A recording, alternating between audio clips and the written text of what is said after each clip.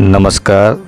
Ravi चुरूवाला vlogs में आपका स्वागत है। यादों के झरोकों में फारबिसगंज। जीवन की भागदौड़ में कुछ स्थान ऐसे होते हैं जो समय के लंबे अंतराल के बाद स्मृतियों में उसी आत्मीयता के साथ बसे रहते हैं। बिहार के अररिया ज़िले का फारबिसगंज मेरे लिए ऐसा ही एक नगर था। लगभग 33 वर्षों बाद पुनः वहाँ पर जाने का अवसर मिला। यह यात्रा केवल एक शहर तक पहुँचने की नहीं थी, बल्कि अपने अतीत, बचपन और अनगिनत यादों से दोबारा मिलने की यात्रा थी। कहते हैं कि फारबिसगंज का नाम एक ब्रिटिश अधिकारी फोर्ब्स के नाम पर पड़ा। वर्षों पहले वह फारबिसगंज संकरी गलियों, कच्चे मकानों और सहज ग्रामीण जीवन का प्रतीक था। आज वहीं आधुनिकता की नई पहचान बन चुका है। चौड़ी सड़कें, पक्के भवन, आकर्षक शॉपिंग कॉम्प्लेक्स, बढ़ती शहरी गतिविधियाँ विकास की कहानी कहती है। परिवर्तन सुखद है, किंतु यह भी कटु सत्य है कि रोजगार के पर्याप्त अवसर आज भी उपलब्ध नहीं है। यही कारण है कि यहाँ के अनेक युवा बेहतर भविष्य की तलाश में देश के विभिन्न राज्यों की ओर पलायन करने को विवश है। फारबिसगंज पहुँचने का सबसे सुविधाजनक मार्ग कटिहार जंक्शन से रेल यात्रा का है। बसों की अपेक्षा रेल यात्रा अधिक सुलभ है। यद्यपि यात्रियों की अत्यधिक भीड़ कभी कभी यात्रा को चुनौतीपूर्ण बना देती है। कटिहार से चलकर ट्रेन पूर्णिया, जलालगढ़ और अररिया होते हुए फारबिसगंज पहुंचती है। इसके आगे जोगबनी अंतिम भारतीय रेलवे स्टेशन है, जहां से कुछ दूरी पर नेपाल की सीमा प्रारंभ हो जाती है। सीमा के निकट होने के कारण इस क्षेत्र का अपना अलग ही महत्व है। सांस्कृतिक व व्यापारिक भी अधिक महत्वपूर्ण रखता है। फारबिसगंज रेलवे स्टेशन अब भी पहले की तुलना में अधिक विस्तृत एवं आधुनिक दिखाई देता है। बड़े रेल मार्गों से जुड़ने के कारण यहाँ यात्रा सुविधाओं का विस्तार हुआ है। रेलवे स्टेशन के बाहर निकलते ही बिहार के पूर्व मंत्री स्वर्गीय ललित नारायण मिश्रा की स्मृति तथा नगर के गौरव प्रसिद्ध साहित्यकार द्विजदेनी की प्रतिमा यात्रियों का स्वागत करती है। यह दृश्य नगर के इतिहास और साहित्य परंपरा की याद दिलाता है। फारबिसगंज कृषि प्रधान क्षेत्र है। बालाजी का मंदिर देख पा रहे हैं, और ये जो मोबाइल की दुकान देख रहे हैं, यहाँ पर प्रसिद्ध लालचंद जी, श्यामलाल जी पेड़े वाले की दुकान हुआ करती थी, और उसके पास कच्चा मकान हुआ करता था। लेकिन समय के बाद में परिवर्तन देखा गया और अब नया रूप ले लिया है। श्यामलाल जी पेड़े वाले की दुकान इस रूप में है, जैसा कि आप देख रहे हैं। और ये मारवाड़ी ठाकुरवाड़ी है, जैसा कि देख रहे हैं। काफ़ी अच्छा प्रसिद्ध बालाजी का मंदिर है फारबिसगंज के अंदर। बाजारों में इन उत्पादों की भरपूर उपलब्धता देखने को मिलती है। अपने प्रवास के दौरान अनेक प्रमुख स्थानों को देखने का अवसर मिला। इसमें मारवाड़ी धर्मशाला, Marwari Thakurwadi, Hanuman Mandir, Sultanganj Pokhra, Lee academy, Forbesganj college, Dwijdeni school, Lakshmi Narayan Marwari Thakur, Prem cinema, Jyoti cinema विशेष रूप से उल्लेखनीय है। इन स्थानों से जुड़ी स्मृतियाँ आज भी नगर की सांस्कृतिक विरासत और सामाजिक जीवन का सजीव झलक प्रस्तुत करती है। समय ने फारबिसगंज का स्वरूप अवश्य बदल दिया है, परंतु इसकी आत्मीयता आज भी वैसी ही बनी हुई है। पुराने चेहरे की जगह नई पीढ़ी ले ली है। कच्चे मकानों की जगह पक्के भवन खड़े हो गए हैं, लेकिन लोगों का अपनापन और मिट्टी की सीधी खुशबू आज भी मन को उत्साहित करती है। यह यात्रा एक पर्यटन नहीं, बल्कि बीते हुए समय से पुनः संवाद करने का अवसर है। फारबिसगंज के लक्ष्मी नारायण मंदिर, जिसे लक्ष्मी नारायण मारवाड़ी ठाकुरवाड़ी के नाम से जाना जाता है, और यहाँ पर आपको बड़ा ही आनंद महसूस होगा, क्योंकि ये जन आस्था का प्रमुख केंद्र है, जहाँ पर आप देख सकते हैं। अंदर प्रवेश करते हैं, संपूर्ण आस्थान अपने को देखने को मिलेगा। यहाँ पर हाथ पैर धोने के लिए, उसके बाद में ही आगे मंदिर में प्रवेश किया जाता है।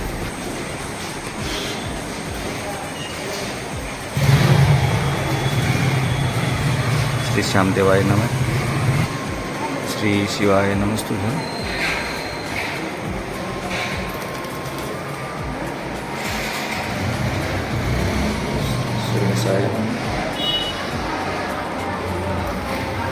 ये देख रहे मंदिर परिसर में शिवालय बना हुआ है, जहाँ पर शिव परिवार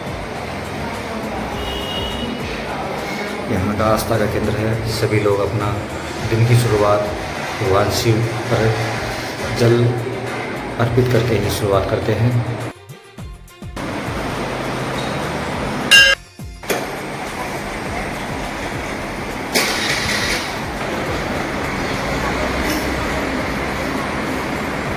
ये देख पा रहे हैं आप मंदिर का विशाल परिसर। मंदिर में प्रवेश करते ही गणेश जी महाराज के यहाँ पर दर्शन होते हैं। बड़ी अलौकिक यहाँ पर दिव्य मूर्ति है गणेश जी महाराज की। माता दुर्गा का दिव्य स्वरूप।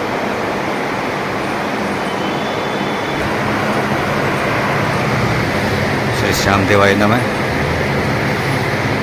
जैसे सीकर में श्री श्याम जी खाटू का मंदिर है, उसी तरह से यहाँ पर आपको राजस्थान के अलग अलग चूरू, सीकर, झुंझुनू में सभी जगह आपको देखने को मिलेगी। यहाँ पर लगता है जैसे कि हम राजस्थान के अंदर ही आ गए हैं। सीकर के श्याम जी खाटू का मंदिर यहाँ पर बना हुआ है। बड़ा ही अलौकिक और दिव्य मंदिर है। मुझे ऐसा नहीं लगता कि मैं राजस्थान से बाहर हूँ, राजस्थान के अंदर ही हूँ। श्री शिवाय नमस्तुभ्यम। जय श्री श्याम देवाय नमः। भगवान श्री लक्ष्मीनारायण जी का मंदिर, देव आराध्य देव, काफ़ी आस्था का केंद्र है। जय हो रानी सती माता की। झुंझुनू की रानी सती का मंदिर यहाँ पर आपको देखने को मिलता है और काफ़ी अलौकिक और दिव्य मंदिर है, जैसा कि आप देख पा रहे हैं। जय रानी सती माता की जय। चूरू जिले का प्रसिद्ध मंदिर श्री सालासर दरबार यहाँ पर है, जहाँ पर देश प्रदेश काफ़ी श्रद्धालु यहाँ पर दर्शन करने के लिए आते हैं। और इस मंदिर में आकर ऐसा पता ज्ञात होता है कि हम संपूर्ण राजस्थान में ही हैं। और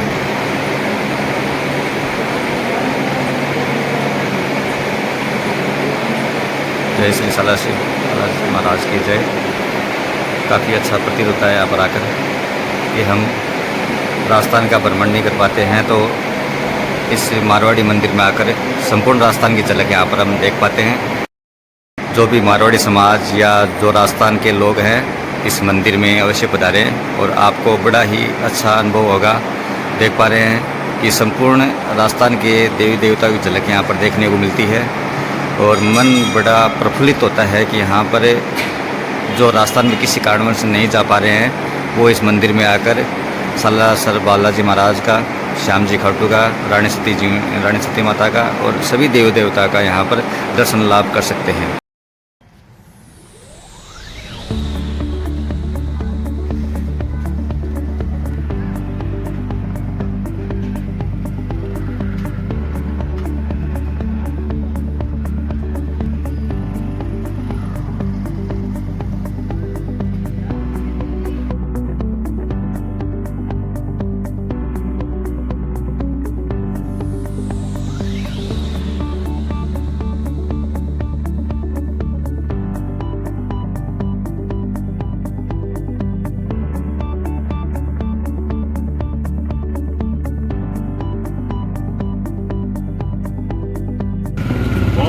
बहुत स्टाइल में चलाता था।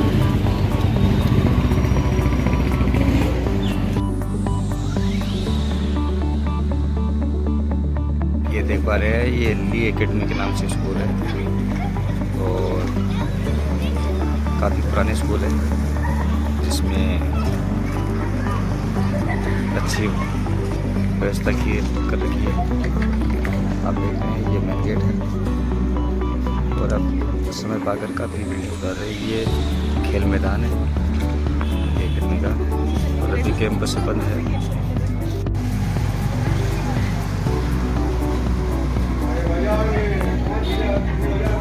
ये अपने दादाजी स्कूल देखने आई हैं दोनों पोतियाँ। दादाजी यहाँ पर पढ़े हुए थे और उनकी याद ताज़ा करने के लिए यहाँ पर दादाजी की स्कूल देखने दोनों पोतियाँ पधारी है। आपको स्कूल कैसी लगी? अच्छा।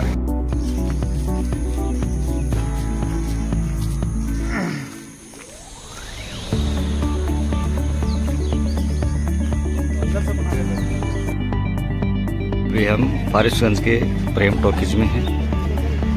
फारिसगंज में 3 सिनेमा घर थे।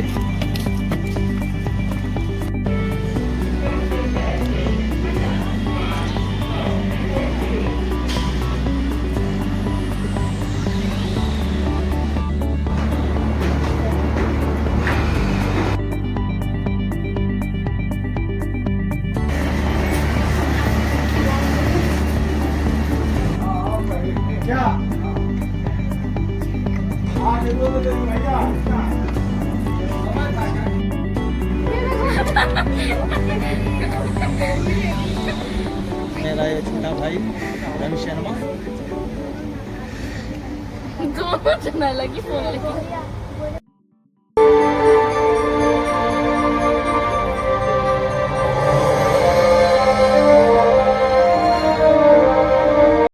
उसके बाद तो उसके घर वालों ने तुम्हारी बात समझी होगी ना।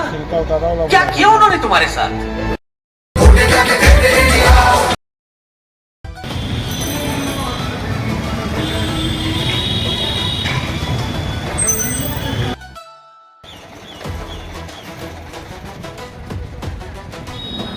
यह है सुल्तान पोखरा, फारबिसगंज का हिंदू मुस्लिम सौहार्द का प्रतीक। इसके पीछे एक बड़ी प्रेम कहानी है जो यहाँ के लोगों से सुनने को मिलती है। सुल्तानगंज के पास काफ़ी बसावट हो गई है। किसी समय यहाँ पर काफ़ी अच्छी भीड़ भाड़ देखने को मिलती थी, अब केवल अतिक्रमण और आसपास कचरों से भरा हुआ दिखाई देता है, जहां प्रशासन को ध्यान देने की ज़रूरत है।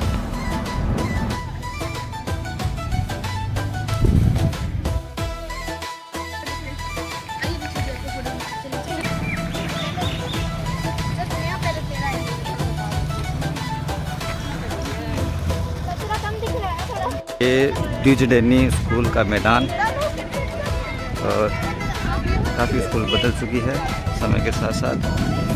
और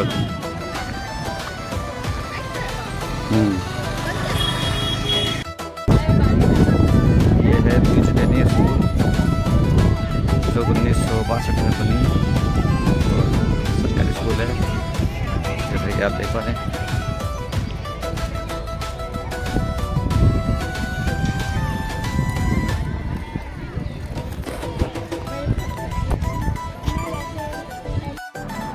द्विजडैनी स्कूल एक स्वतंत्रता सेनानी, साहित्यकार एवं समाजसेवी रामदेनी तिवारी अर्थात द्विजडैनी की याद में बनाई हुई है। ये काफ़ी लंबे चौड़े परिसर में बसावट है। आसपास के लोगों में काफ़ी दूर दराज से यहाँ पर बच्चे अध्ययन करने को आते हैं, और आजकल ये मॉडल रूप में संचालित होती है। पूरे परिसर में हरियाली से भरी हुई आच्छादित परिवेश है।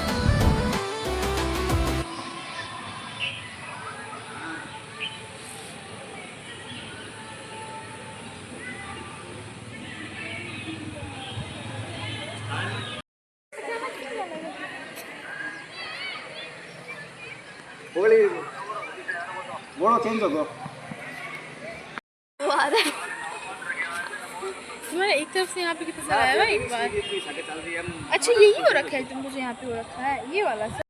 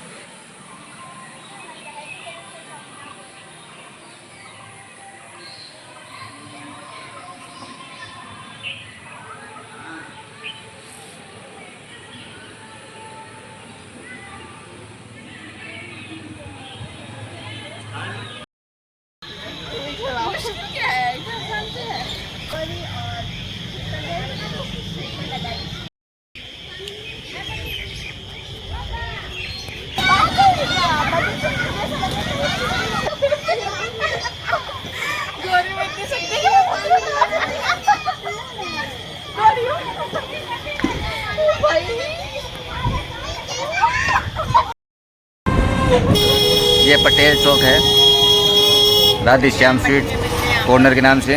और बिहार ग्रामीण बैंक, जैसे अपने राजस्थान में राजस्थान ग्रामीण बैंक होता है उसी तरह से यहाँ पर बिहार ग्रामीण बैंक लोकल बैंक रहते हैं यहाँ पर।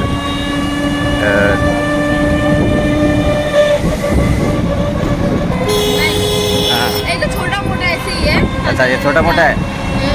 और ये आदर्श पुलिस थाना मोबाइल अररिया देख पा रहे हैं आप। हाँ।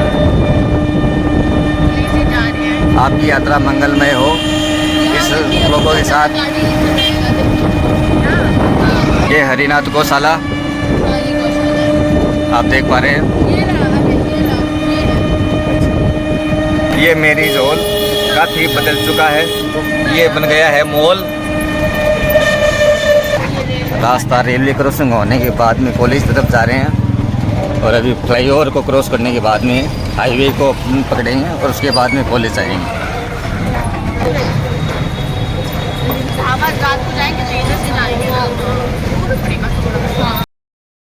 ये हम फारबिसगंज कॉलेज आ चुके हैं। बिहार की गवर्नमेंट कॉलेज है और इससे जुड़ी हुई जानकारी है कि अब हम लोग एंटर कर रहे हैं फारबिसगंज कॉलेज के अंदर। या चलिए इधर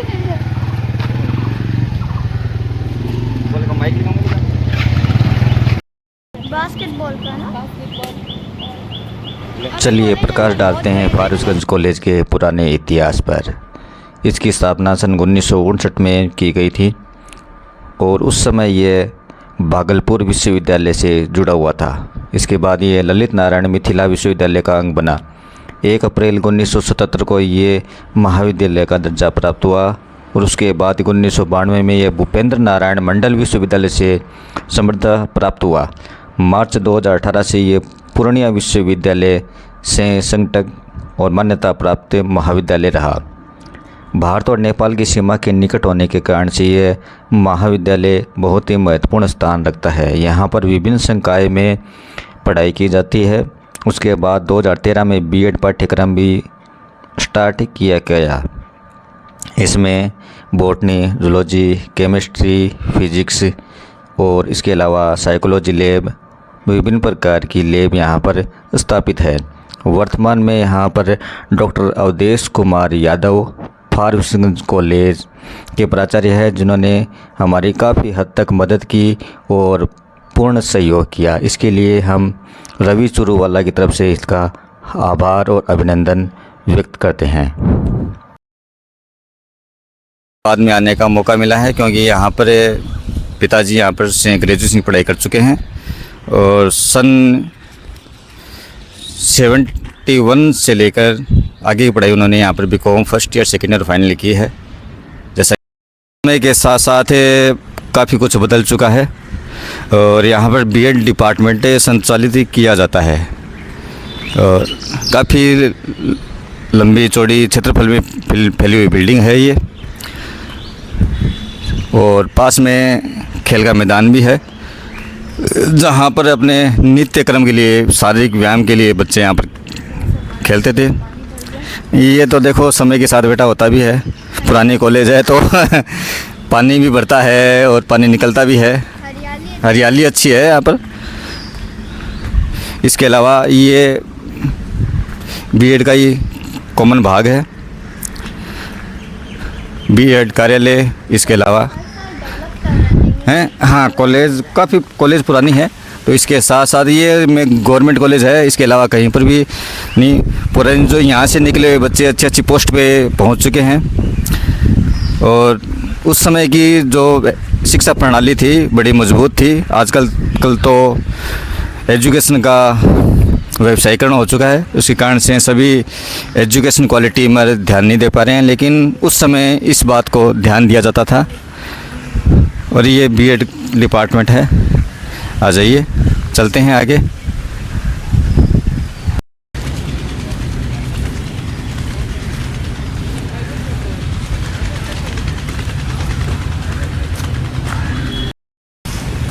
ये देख पा रहे हैं आप समय के साथ साथ उन्होंने अपने डिपार्टमेंट में भी बढ़ोतरी की है। अभी BCA डिपार्टमेंट भी स्टार्ट कर दिया है, जहाँ पर बच्चे इंफॉर्मेशन टेक्नोलॉजी की भी एजुकेशन हासिल कर सके। पहले क्या है कि ये गवर्नमेंट कॉलेज में इस प्रकार के डिपार्टमेंट कम ही देखने को मिलते थे, केवल फंडामेंटल एजुकेशन काफ़ी मिलती थी, जैसे BA BCom और BSc। लेकिन अब इस क्षेत्र में आगे भी बढ़ने लगे हैं, जिससे BCA MCA BTech वगैरह गवर्नमेंट कॉलेज में भी ऐसी सुविधाएं आपको देखने को मिलती है। ये साइंस ब्लॉक है, साइंस की लैब है, जहाँ पर बच्चे अपने साइंस की पढ़ाई करते हैं। लेकिन अभी शायद मेरे हिसाब से कॉलेज की छुट्टियां चल रही होगी, इसी कारण से यहाँ पर बच्चों की स्ट्रेंथ और गैदरिंग कम दिखाई दे रही है। बच्चे आएंगे जो किसी न किसी रूप से कॉलेज में काम करने के लिए आएंगे, और कोई उनका पर्सनल काम होगा। ये खेल डिपार्टमेंट है, जहाँ पर खेल संबंधित सभी क्रियाएँ एक्टिविटी होती रहती है।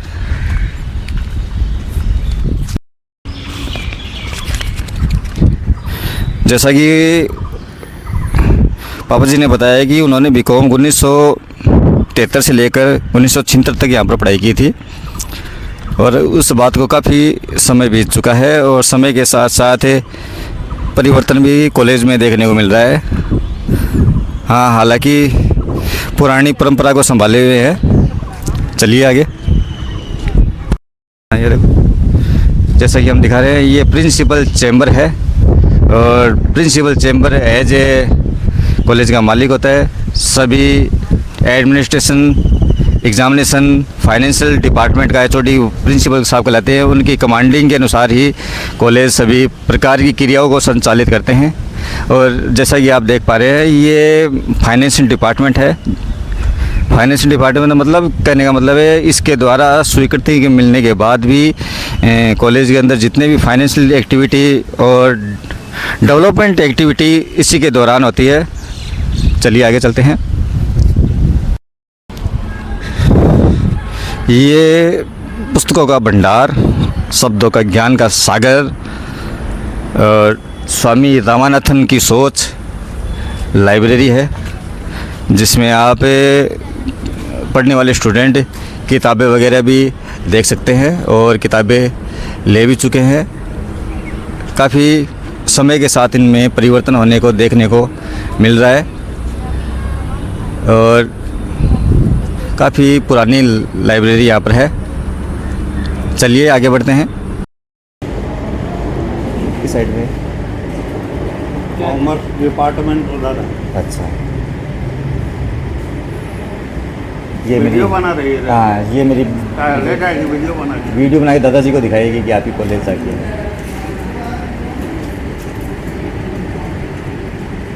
उधर है कॉमर्स डिपार्टमेंट, साइंस डिपार्टमेंट सब उधर। अच्छा, अब तो शायद वो उनके जो टीचर नहीं होंगे, क्योंकि वही कम से कम 50-60 की उम्र में होगी, तो उनके टीचर तो हैं। उनका है चिंताहरण लहरी और मुरली मनोहर जी, कॉमर्स के। नाम तो आपने सुना ही होगा। उस समय में थे। हाँ, चिंताहरण लहरी भी चले गए, मुरली मनोहर भी चले गए, और भी कोई होगा। अब तो शायद समय के साथ चेंज भी हो गया, काफ़ी हो गया, पुरानी होगी बात तो। अभी कॉमर्स डिपार्टमेंट में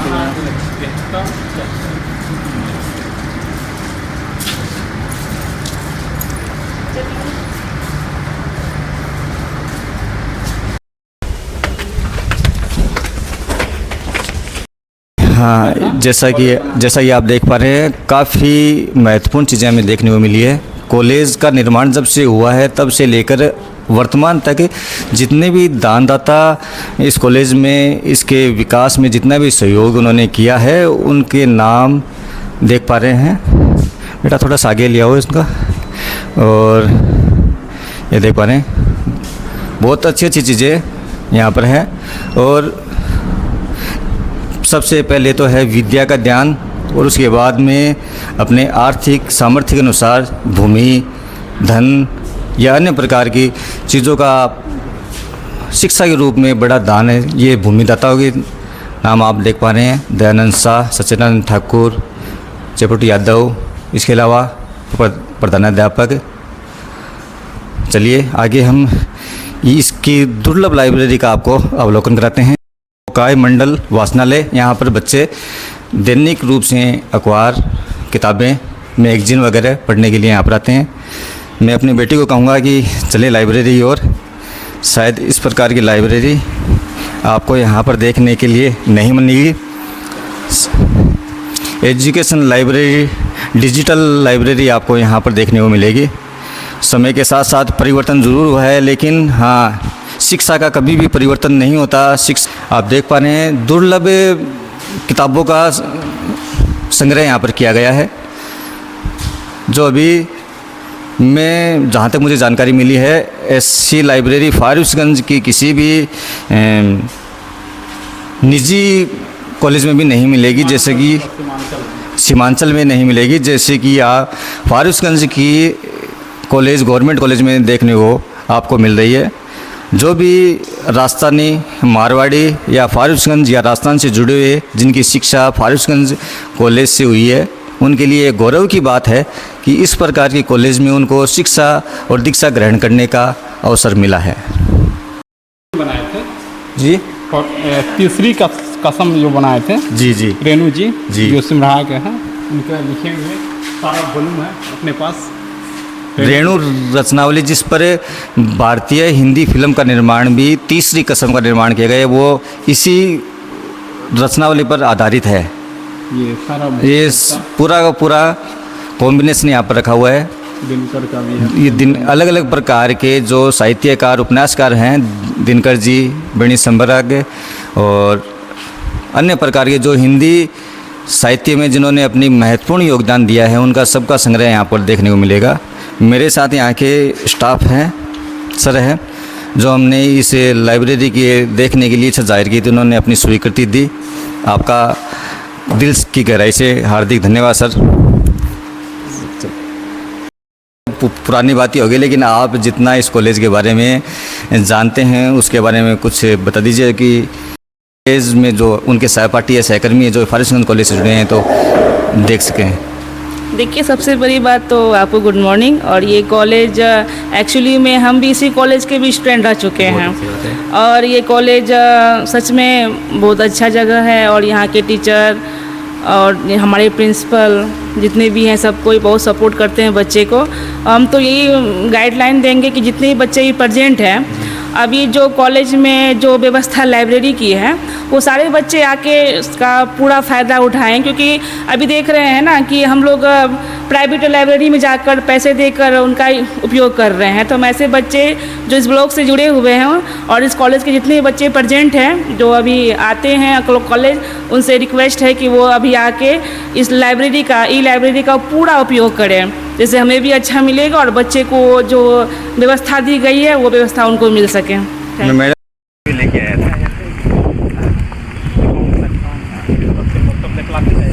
सब दिखलाया मैंने यहाँ पर आके, बस यहाँ पर हाँ तो बंद है।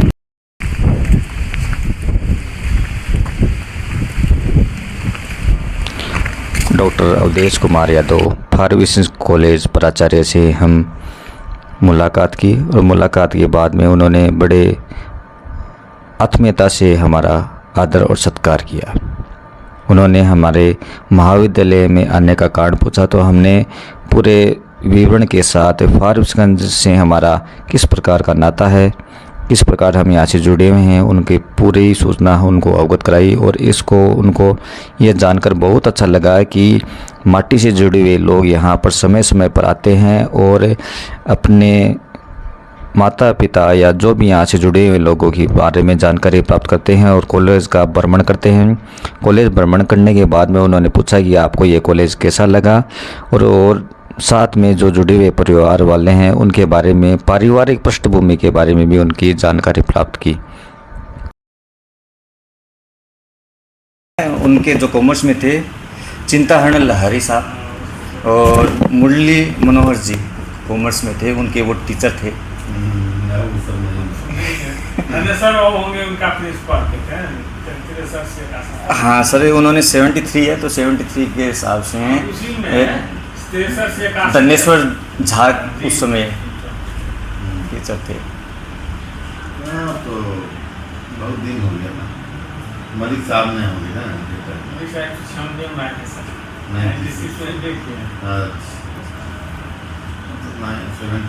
बात है। अब सर मैं 44 साल का हो गया तो पिताजी तो उनके 73 से 76 के बाद कॉलेज मंजूर हुआ है। पिताजी लगता है अच्छे में एप्लीकेशन पर। हाँ 73 से 76। यहाँ एप्लेटर 59 ना। हाँ 59 से 77 में मंजूरी हुआ है। 63 की 77 में 76 तक पढ़े हैं। बहुत अच्छा लगा।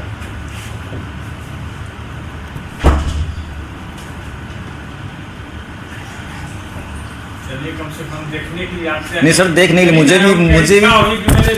मुझे भी इस चीज़ का अच्छा लगा है कि हाँ वहाँ घर द्वार सब अपना है। राजस्थान में भी है पूरा सेटल वेल एस्टेब्लिश है। अच्छा वहाँ और कुछ बिजनेस है क्या?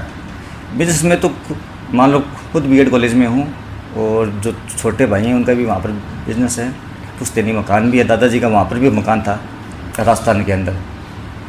अच्छा यहाँ लगता है कि वहाँ लगता है? देखो सर मेरी एजुकेशन और वहाँ का एनवायरनमेंट तो आप देख सकते हो वहाँ का है तो मुझे वहाँ का बेटर लगेगा। लेकिन ये है कि पिताजी की जन्मस्थली और कर्मस्थली यहाँ है तो मुझे यहाँ पर भी। आपका भी जन्म यहीं ना? नहीं मेरा जन्म राजस्थान में, एजुकेशन राजस्थान में। हाँ ये बच्चा सब तो कंप्लीट राजस्थानी है। टोटल राजस्थान में। ये मेरे भाई साहब हैं उनकी बच्ची है फारिसगंज में है, फारिसगंज से हैं। और फंसी में लगी? ये फारिसगंज से। तब तो ये हम लोग का हो गया। हाँ ये हो सकता है। और ये सब राजस्थान से आपके हैं। बच्चे। हाँ जी। और वैसे हम राजस्थान में शेखावाटी एरिया से बिलोंग करते हैं तो वैसे मारवाड़ी आती है, लेकिन ऐसा नहीं है कि ये हमारे लिए डिफरेंट है, बोल सकते हैं इनसे बात।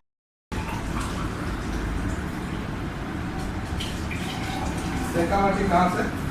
बाबू जी हैं उनका ससुराल फतेहपुरी है। फतेहपुरी गेट बावड़ी गेट है ना, हाँ। वहीं पर है उनका। कराने हम थोड़े जो दूगो अथी क्या की टूट गया, क्या टूट गया, बोले नहीं, पहले से आपका गड़बड़ है, पहले